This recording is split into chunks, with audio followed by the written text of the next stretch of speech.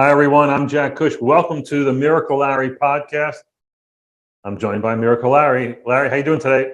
Good. Hey, Jack. How are you? Good. So we thought it would be a good time. Actually, Larry came up with this idea, and I think it was great to talk about what happened before the pandemic, and specifically, in the weeks and maybe month or two before, really when Larry went to the hospital, which was March the 17th. I think we all have these things in our history, like, where were you, and do you remember what you were doing, when you saw when the Beatles were on Ed Sullivan, or when Kennedy was shot, or when John Lennon was shot, or 9/11. Those are all seminal moments in our history. And, I think that we all have our own beginning to COVID. For many of us, it is when Larry went to the hospital. Larry, when did COVID begin for you? I think it's good that we're going in a chronological order and we sort of walk ourselves through this whole COVID experience. When I look back on after my whole COVID experience, I remember where I was before this, and the irony in this whole experience is, Jack, I was never more content and happy in my life than I was the 3 months prior to before I got sick. You were recently retired. What else made you so content? I had a nice pension. I had enough money that Dawn and I could enjoy our retirement. I had gone back to the theater after years in education. I was doing shows in Jersey for virtually peanuts and pleasing no one except myself. It was all for my soul. And I explain it this way. My buddy Steve McGraw knows about this. The 3 months prior to me getting sick, I had an experience that was really hard to explain. We were out to dinner one night with his wife and Dawn, and I was bringing it up. And did you ever get, Jack, that deja vu feeling? I mean, a real deja vu feeling. Did you ever? Yeah, a few times. It's always strange. Yeah, what happens to your body? Well, this was like that, but it wasn't deja vu. But it was like that. I'd be walking down the streets of Manhattan, and I'd stop dead in my tracks, and I got this overwhelming feeling that filled me. And I looked around and I saw all the people in Manhattan walking this way and that way and rushing, and I somehow felt connected to all of them. And the best way I can describe it, I just had this incredible feeling of total contentment. It was so strange. I brought it up to Steve when we were out to dinner one night, and he said, "Yeah, okay." But his wife liked it. His wife liked it. Wanted to know more. And Steve was like, Yeah. "And that's a little strange." But yeah. So now the podcast is called the Mystical Larry Podcast. I know it sounds strange, but it happened once a month for the 3 months prior to when I got sick, and that's the first story I wanted to tell. And just that, to explain it any other way than I was never more content in my life than I was right before I got sick. I had no ambitions to do anything else in life. I was happy with who I was. I was happy with my family was happy. It was just a great time before COVID. And, I look back on it and I say, I bet a lot of people felt that way too. COVID just sort of threw a wrench at everybody. And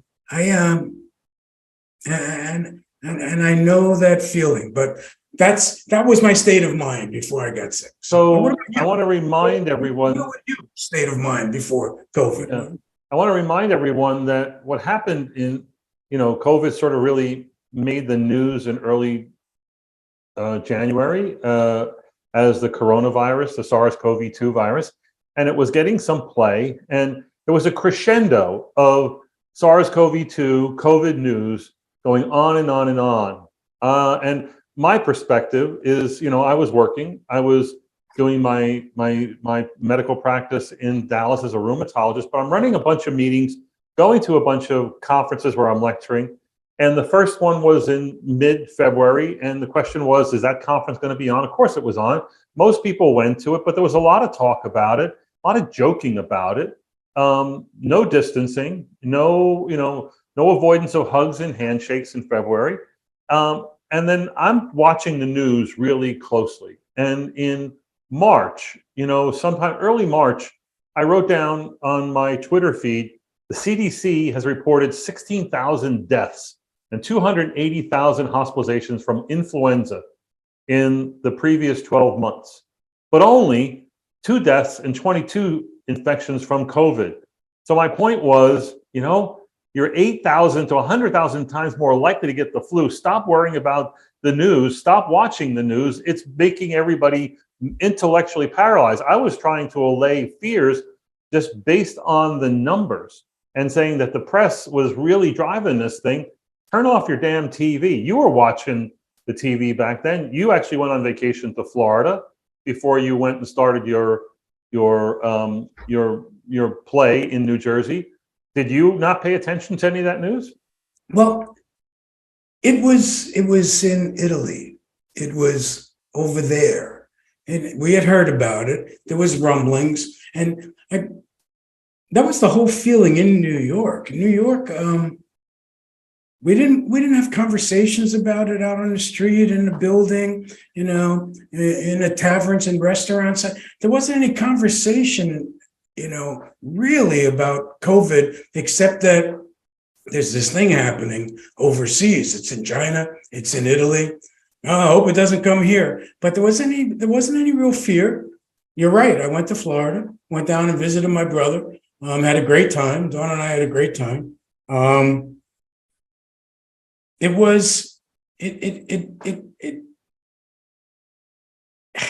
It's hard for me, Jack, because I was so early. I was very early. I was the beginning of the onslaught. And let me tell you how early, Larry. When in March the 6th, I reported that the death toll from COVID in the United States has risen to a total of 6. That's the whole country. Mm-hmm. You were hospitalized. Mostly in Washington, if I recall. That's right. Yeah. Yes. So the whole, that Southern New York, Northern New Jersey thing where you caught it hadn't really taken off yet, but a mere 10 days later, you're sick and in the hospital. That's what's really scary about this. And it's sort of like the story when we told the story about the ICU, and one day the nurses are working their usual work. They got a few open beds. Next day there's no beds. There's gurneys in the hallway, and people are dropping like flies. This thing hit like a tsunami. Well, even when I started feeling lousy, like you just said, I was, I happened to be doing this show in Bergen County, and it turns out later that Bergen County in New Jersey was also an epicenter. New York City and Bergen County here on the East Coast was where it all started. So, the old what came first, the chicken or the egg? I don't know if they gave it to me or I gave it to them, but we'll never really know that. It's something I think about, and Larry, not with any guilt, because I had nothing to do with the cause of it, But let's stick with Miracle Larry and not Typhoid Mary. Larry. I know. Well, I'll never know that though, Jack. You know what I mean? It's like,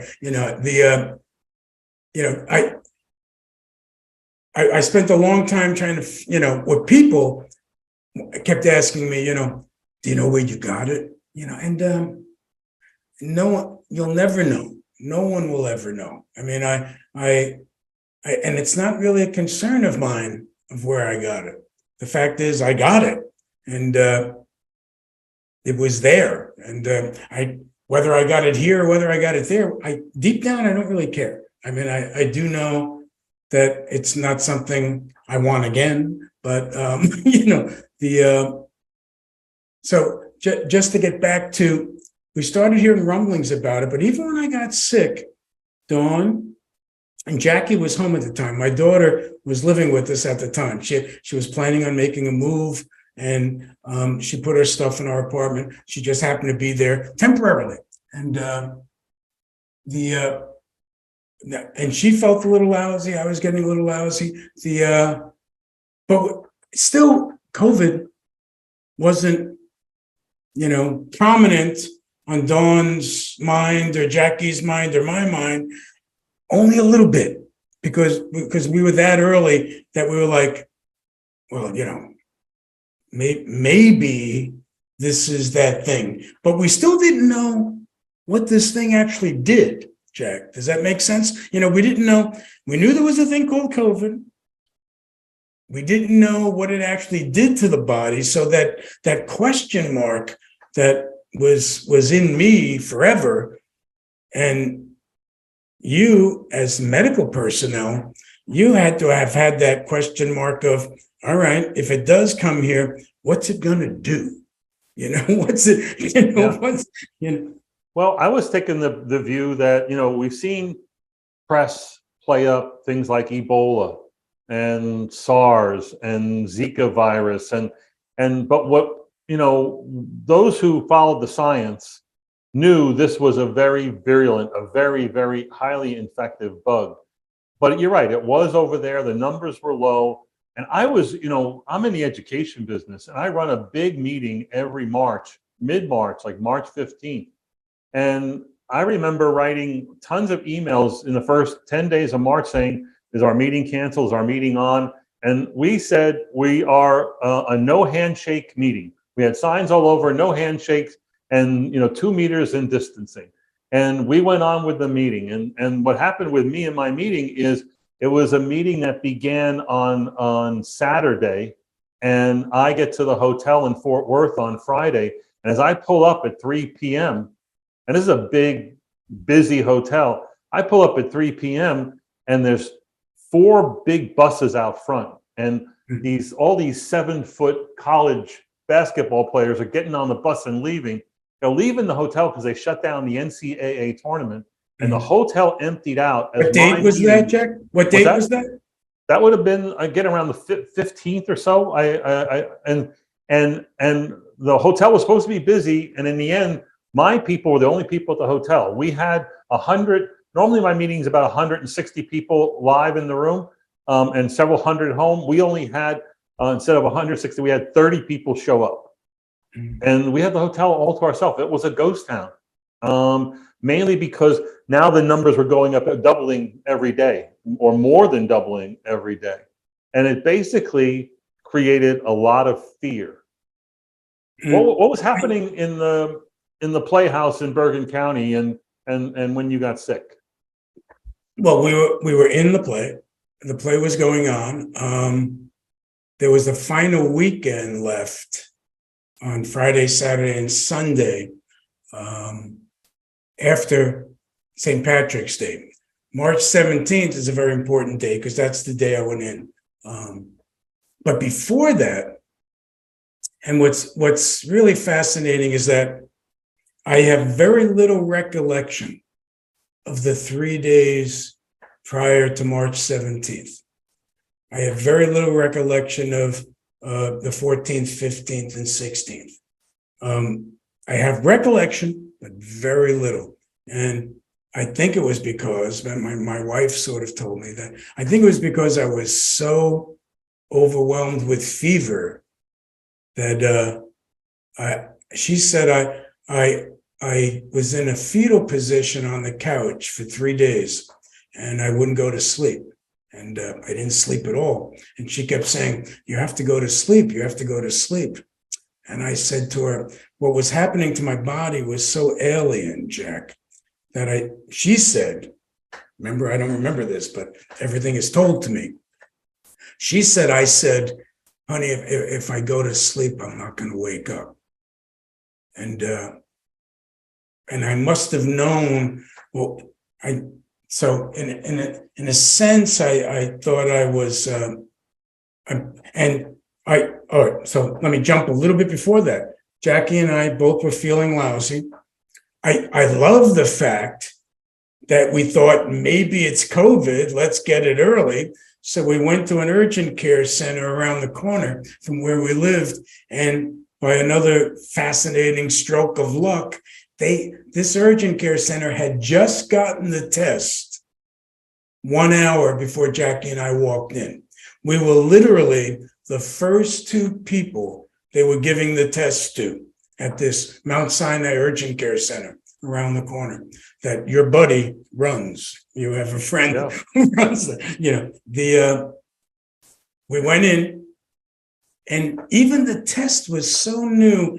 This poor nurse that I had, they didn't even know how to administer it. Jack, I'm not exaggerating. This is not hyperbole. She stuck that Q-tip so far up my nose, I thought I had a lobotomy. For 4 minutes, I was in such pain, crawling, and she left the room, and I was like, "Where are you going? Get back here! I'm in tremendous pain." And she like bolted, but in those days, beginning of COVID, the test took 3 or 4 days to get the results. That's how new it was, right? So when I was on that couch for 3 days is when I left the urgent care. Oh, that's absolutely not true. And I don't remember this. This whole thing is alien to me, which is amazing. I was bad. Jackie was mild. She sent Jackie home. She sent me to the emergency room, the doctor at the urgent care, who's also a friend of yours. He's also a friend of yours. It's very strange, right? She sent me to the emergency room. There were no COVID patients in the emergency room at this point. I had walked in, I had flu-like symptoms. They were checking me over. They checked my mouth. They checked, you got a little flu. That's how mild it was at the time.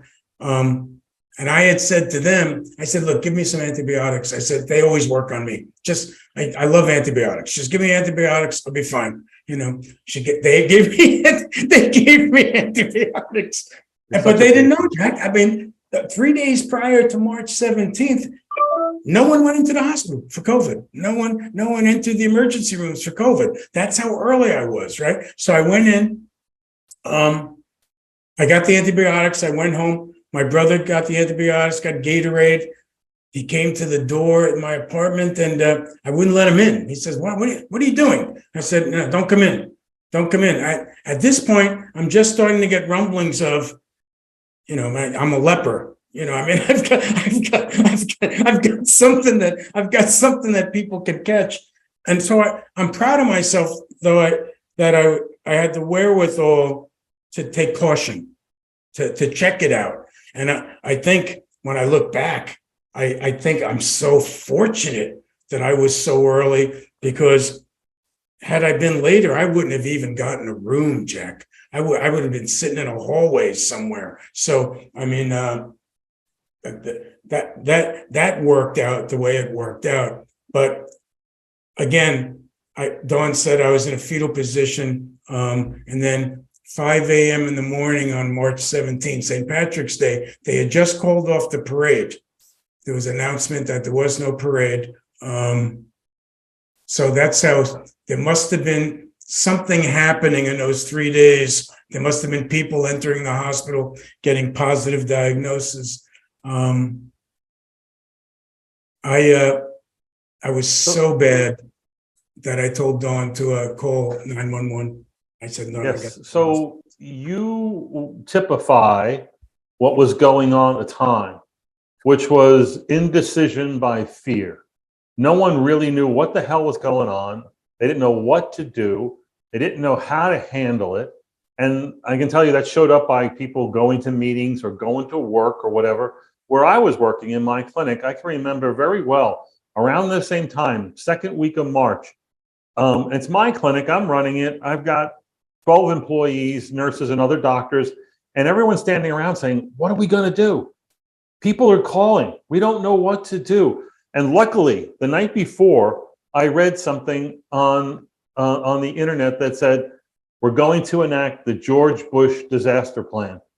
During George Bush's administration, he came up with a plan for emergency preparedness, any kind of disaster. And, it was a plan, organize, train, evaluate, improve. But really, the things that I wrote on the board for my staff: be first, be right, be credible, show respect, promote action. The idea is everyone was paralyzed by what they didn't know, what they did. So if patients were calling and said, I need a note for, for whatever, write the damn note. Don't ask any questions. If people wanted to skip the appointment and come in next week, that's fine too. People want to, so we did that. People need, and this is what now we're waiting on other people to make decisions to help people to live.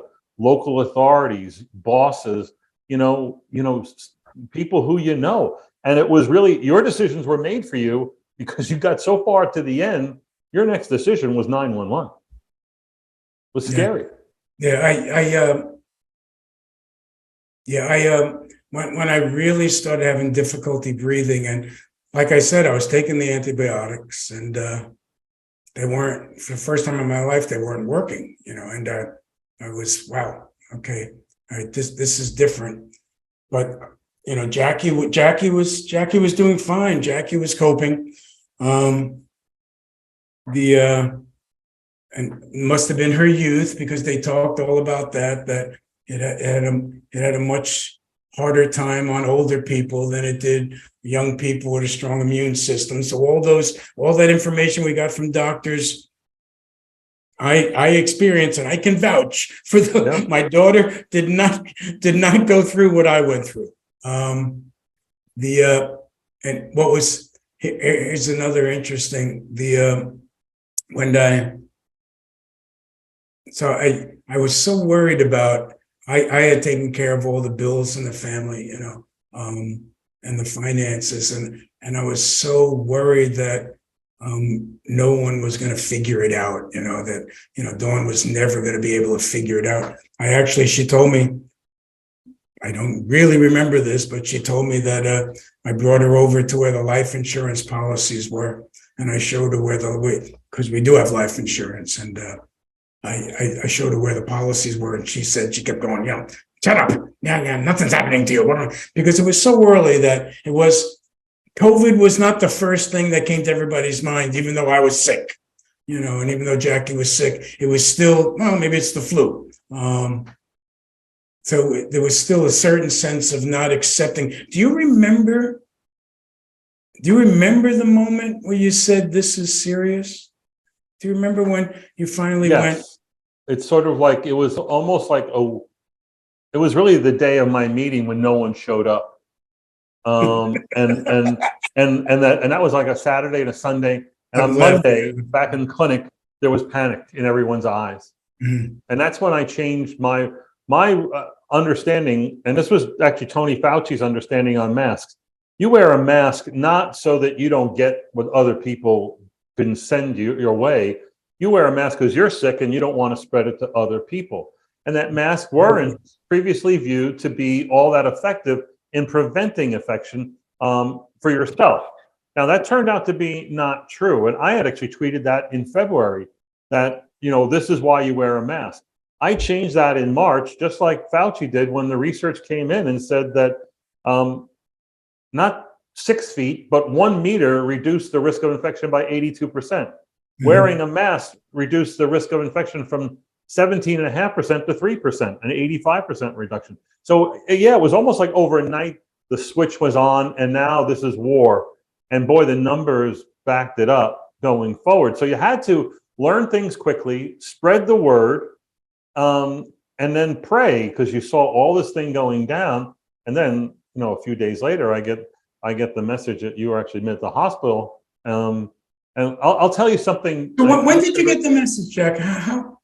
What dates are we talking about? It's still in March, around. It's in March. It's probably the 22nd. Really? Maybe. So you go in the hospital on the 17th. Dawn called you? I think I heard from Tommy. one of our friends, Tommy Van Loan, and I think that and I heard you already in the ICU, and then the next thing I do, I call your other best friend, Danny, and he's very worried because you're in the ICU, you're intubated. Let's give the audience numbers. You get sick in the first 2 weeks of March. You go to the hospital on the 17th. You're intubated on the 19th, and you're out of it at that point. I remember I've never told you this. I remember telling Danny this, and everybody's worried. I told Danny this. I told your wife this. I said, when someone gets intubated, it doesn't mean it's the end. It's a support mechanism, and everybody gets intubated from a pneumonia. Usually you figure it out. And I honestly said this verbatim. 3 days, we're going to know whether he's going to live or die. We're going to know in 3 days. Larry, how many days did it go on? 150, whatever. Oh my God.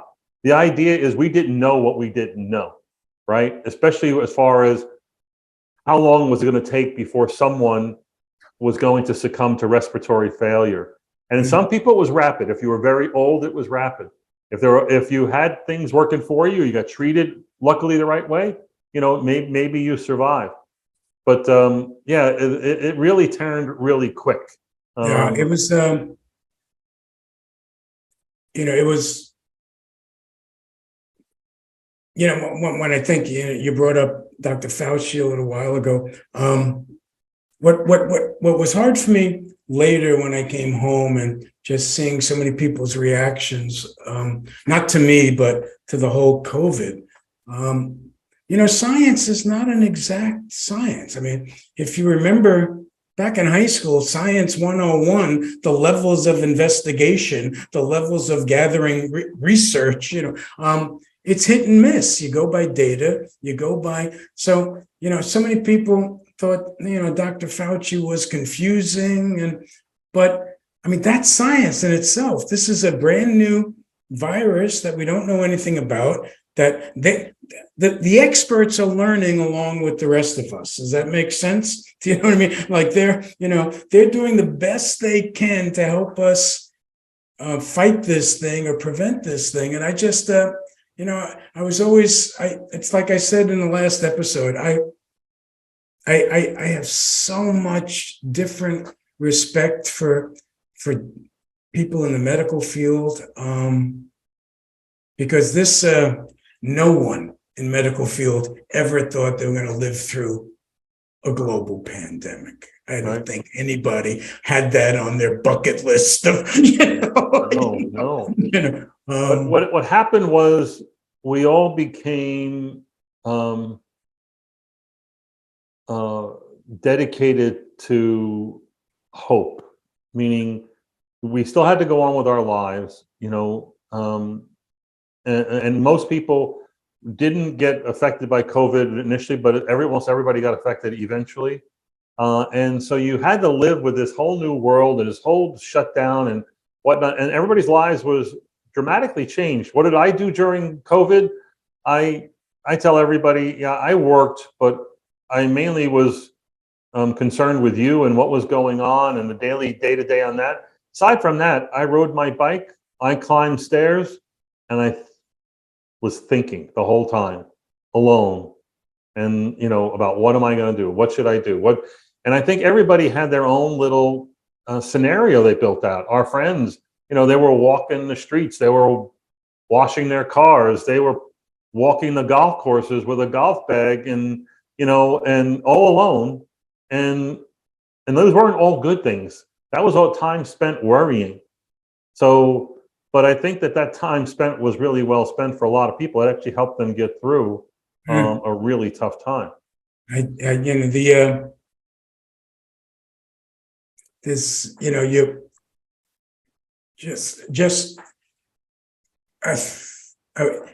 remember waving goodbye to Dawn in the ambulance. And what's really interesting is that a friend of mine is the medical director at Lenox Hill Hospital on the East Side. So when I went to the ambulance, I got in the ambulance. I said, take me to Lenox Hill. And they said, we can't. And I said, what do you mean you can't? I want to go to Lenox Hill. That's where I want to go. Yeah. Well, we can't. Protocol. So that was a new word that popped up during COVID. It's protocol. We have to take you to the nearest hospital. Now, thinking back on it, I'm glad they didn't take us to Lenox Hill, because I believe my friend would have probably convinced Dawn to, to take me off us, because we respected her so much. But so that's just, again, because I'm here, sitting here talking to you, Jack, I look at my life, I look back on it as everything was connected for a reason, everything. So I look at those little moments and go, God, I'm glad I didn't go to Lenox Hill. I went to Mount Sinai because it worked out, it just, everything was in place. And, I think next time we'll start talking about, like you said, we're going to talk about, I think we should talk about what you were going through, what people we know were going through, what was happening in the time. But I don't want you to think for a second that I was comatose and out of it, because when you said you were climbing stairs, I was doing a lot of physical stuff. I was only doing it in my mind, and in my, I was not completely out of it. I'm sure there are moments when I were. Matter of fact, I'm certain there were, because I didn't realize it was as long as it was. I mean, I had. Well, I'll say this: everybody that I ever spoke to during March and April, they well imagined with accuracy what was going on in your ICU room. It was bleak, it was ugly. And when they did these things that were their time wasters, they was almost like they were in the room with you when they were doing that, because you were on their minds. And that's all they thought about. It was their version of praying. It was their version of coping. It was not easy. It was quite painful. But it's what you did to get through this day and see what tomorrow could look like. And it really was all based on hope. It was all based on hope. All right. More on hope in our next episode, okay? That's a good place to stop, Jack. All right. Everyone take care of yourselves. All right. Bye-bye. Should you tell them, did you hang up yet? Nope. Tell them where they can access the podcast. There are a couple of episodes listed, so we're taking a page out of Soupy Sales marketing book. Get the green stuff off your parents' dresser and put it in an envelope and mail it to Miracle Larry, PO Box. No, you can listen to the podcast. He's joking. You can listen to the podcast on your favorite podcast channel. Tell your folks and friends. You can also watch it on our YouTube channel, Miracle Larry on YouTube. All right. Thank you, Tune in Jack. for more. Larry, what's the final line? It's all good. Oh, keep the faith. It's all good. All right. Take care. Take care.